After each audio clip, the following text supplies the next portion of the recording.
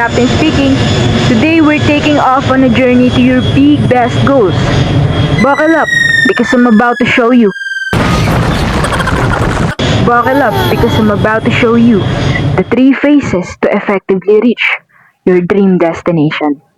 Ever wonder why some people reach their goals faster than the others? It's just like flying an airplane. Take off wrong and you'll never land where you planned. So itong phases na to, hindi naman siya ganun ka-systematic. But it includes everything na kailangan natin enable for us to effectively reach a certain goal. Pinakaunang phase natin is take off phase. And the next is flight path phase, or yung trajectory natin. And lastly, our landing phase. So ready na ba kayo?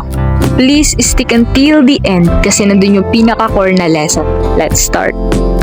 So dito sa first phase, kung makikita natin dyan, nandyan yung airplane. It is the momentum building. So ano ba munang ginagawa ng airplane? Una sa lahat, parang gumagawa siya ng bell, or what we call the momentum building, which is ayun yung unti-unti niyang pag-angat papunta dun sa flight path phase niya. Dito mo mahahanap yung belief mo, potential mo, and motivation mo. Ito yung niwala mo muna sa isang bagay na gusto mo makuha o gusto mo marating. So ibig sabihin nun, on achieving your tasks, on achieving a certain goal, nag-i-start ka muna sa pinakaunang phase, which is this phase, itong mga to. Pero hindi yan yung simula. It's not about the motivation. You start to creating ideas, ang dami mong knowledge, ang dami mong blueprint na ginagawa, ang dami mong plan. But you need to initiate it first to start the first action. So yun guys, nakat.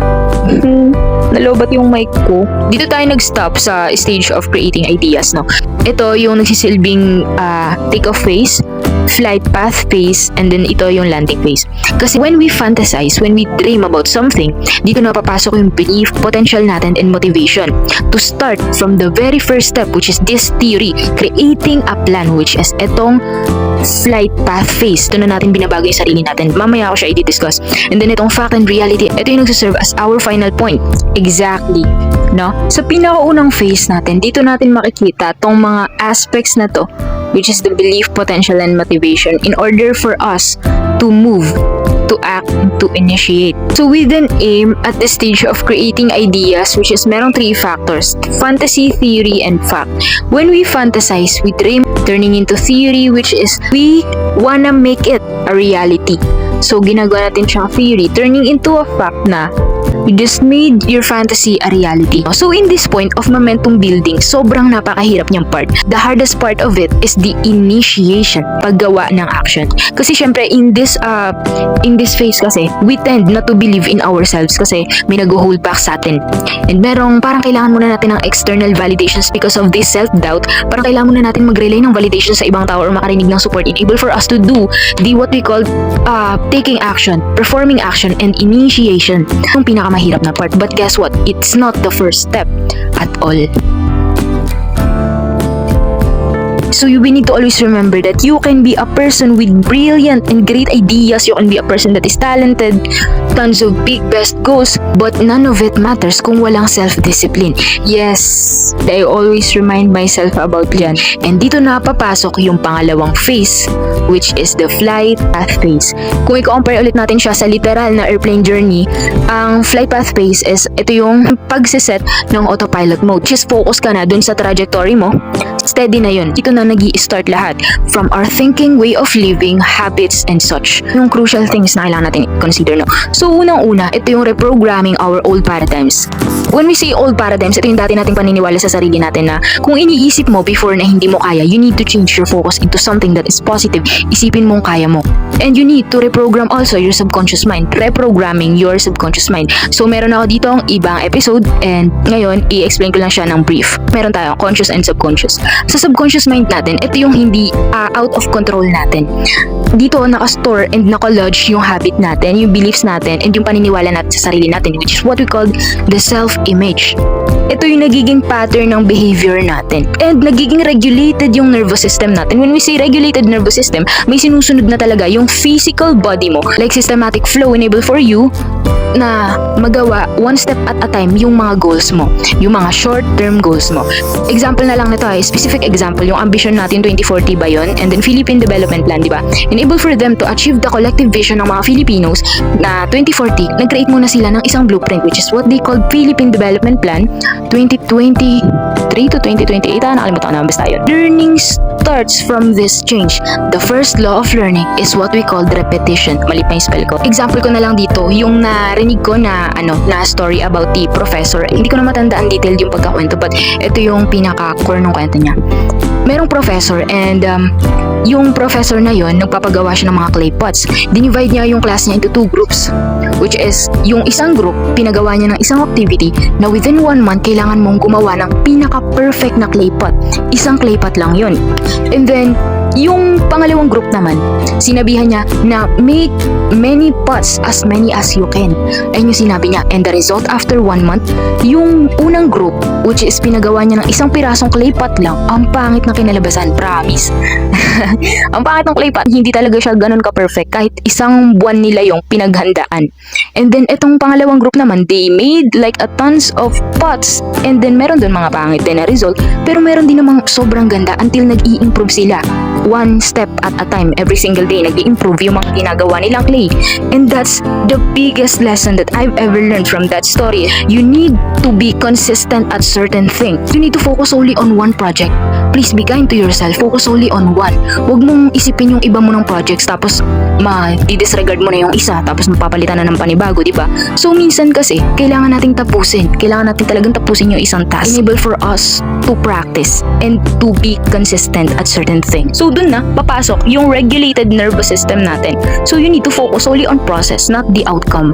Mamahalin mo lang ba yung sarili mo kapag nakakuha ka ng achievement? I-value mo lang ba yung sarili mo kapag nakakakuha ka ng certificate from certain organization or company? Mamahalin mo lang ba yung sarili mo kapag kinocongratulate ka ng iba, kapag naririnig mo na yung mga feedbacks nila sa'yo because of the outcome you made? Syempre, you need to love the process of doing it. Kung hindi mo ginawa tong mga bagay to, kung hindi mo to consider lahat ng mga bagay to, hindi mo makukuha yung final point mo. That's why you need to love the process of performing. And then dito na rin papasok yung tinatawag nating obstacle. Syempre sa eroplano, hindi maiiwasan yan na meron ka talagang makikitang obstacle in front, no? Sabihin na natin ibang plane din. Dito ginamit ko UFO, yan yun na guys. So yun, itong obstacle na to, itong mga obstacle na to, ito yung na-face natin. Struggles, problems, and ito talaga yung naghihinder sa atin para makuha tong gusto nating ma-achieve. Let me give unclear example here. Our human brain cannot comprehend the negative. It is incapable. Kapag sinabi mong don't think of an elephant, iisipin ng brain mo, syempre elephant, matik yan, di ba? So, sa rules ng pilot, sa mga piloto, ito real life to, alam nila yun, na kailangan, dapat positive laging sinasabi mo sa pilot. Don't hit the obstacle, they will hit an obstacle. Ito, another example pa. Sa skiers, yung mga skiers dun sa snow. Don't hit a tree, they will hit a tree. Instead, you need to focus on something that is positive. Like for example, only follow the path. So, ayun yung nagiging focus nila, no? So, sometimes in life, we need to shift our focus. We need to change our mindset. We need to change our perception. We need to filter out those negative things na sinasabi ng iba. Okay lang kung tong obstacle na to, sabihin na natin constructive criticism yan from other people, no? Kailangan natin siyang i-value kasi makakatulong siya sa atin.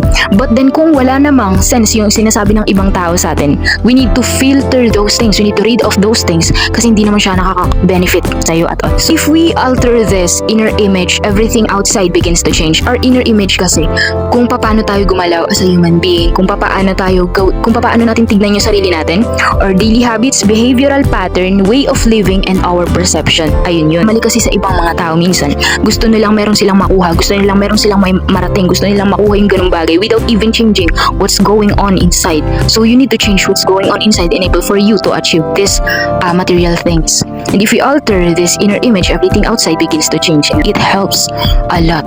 You know guys, the great lesson then na natutuhan ko from this is that it would be the first step and our last step. Bale, dito na talaga nag-i-start lahat ng flow to sa flight of phase ng aeroplano. But then, syempre, we are human being. We don't need to be burned out. Hindi naman tayo machine na kailangan natin magtrabaho palagi. Diba? Nawalan tayo ng paniniwala sa sarili natin kapag puro na lang tayo work and work and work, consistency, ganun. Diba? Minsan nakaka-burnout siya pero kailangan natin gawin. That's why, ang pinaka na-conclude ko ditong bagay na kakatulong talaga sa atin is that investing your emotion into this thing. Exactly.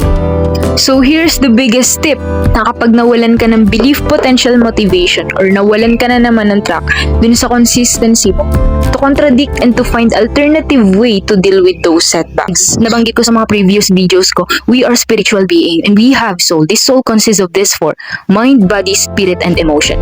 To maximize our mind, kailangan natin mag-fantasize, kailangan natin mag-imagine ng mga bagay, kailangan nating maniwala, magkaroon ng potensyal. Ayun. And enable for us to make that thing a theory, to make that thing a plan, kailangan naman nating pakilusin tong body natin. Ayun, yung body, yung katawan natin, para maging fact siya, maging reality siya. And ayun yung final point. Para makuha mo yung final point mo, yung destination mo. And for us to have this spirit, kailangan natin ng faith and belief sa sarili natin. And dito naman sa emotion, tayong mga tao, lahat tayo merong emotion. Kahit sabihin mo mysterious ka, nonchalant ka, robot ka, lahat tayo may nafe-feel. May nafe-feel tayong joy, anger, self-doubt, self-hate, yung mga ganung bagay, diba? So instead of focusing on those things na sobrang baba ng energy, why don't you focus on the positive things para syempre makatulong sa'yo, diba? So in this emotion, parang pagmamahal lang yan. Once you invest emotion into something, sabihin na natin, into someone, nagiging vulnerable ka to the point na kapag sinasabihan ng masasakit na salita yung partner mo, syempre ang sakit, diba? So ganun din in achieving your goal, you invest emotion. In-invest mo yung emotion mo, kaya nga ang sakit-sakit din kasi nagiging vulnerable ka din. Kaya kapag sinasabihan ka ng mga tao, sinasabihan ka nila na wala kang mararating dyan, walang mangyayari sa'yo, wala namang kwenteng ginagawa mo, diba sobrang sakit? Kasi you invest emotions. But then, investing emotions could help a lot once you are in this state, I swear. Because how we think creates what we feel, becomes our emotion, turning into vibration, which is you. Nagiging ikaw yun. It's okay to cry. It's okay to be vulnerable. And it's okay to feel childish sometimes. Ibang episode ko na yun. So you need to always invest emotion on it. Because yung emotion is a powerful thing that you can cultivate. So right now, papasok naman tayo dito sa destination, which is the landing phase. Dito na bababa. Dito mo na nakuha lahat ng goal mo, lahat ng task mo. No, dito na siya nagtatapos. Arrival phase and achievement. So dito, magiging visible na yung result of your unseen discipline. Iba-iba tayo ng gustong mangyari, gustong goal. Pwede new version of yourself, pwedeng position, type of income, kung gaano kalaking income, material things, certain goal, maging popular, maging kung ano-ano man. So ayun, you need to follow some sort of structure enable for you to get this, your destination. And this is your captain signing off. Guard your emotions, guide your journey, and trust that the right investment will always lead to a safe landing. Like even flight, life will have turbulence. But if your emotions are invested in the right directions, you'll always land exactly where you meant to be. Fly wisely, passengers.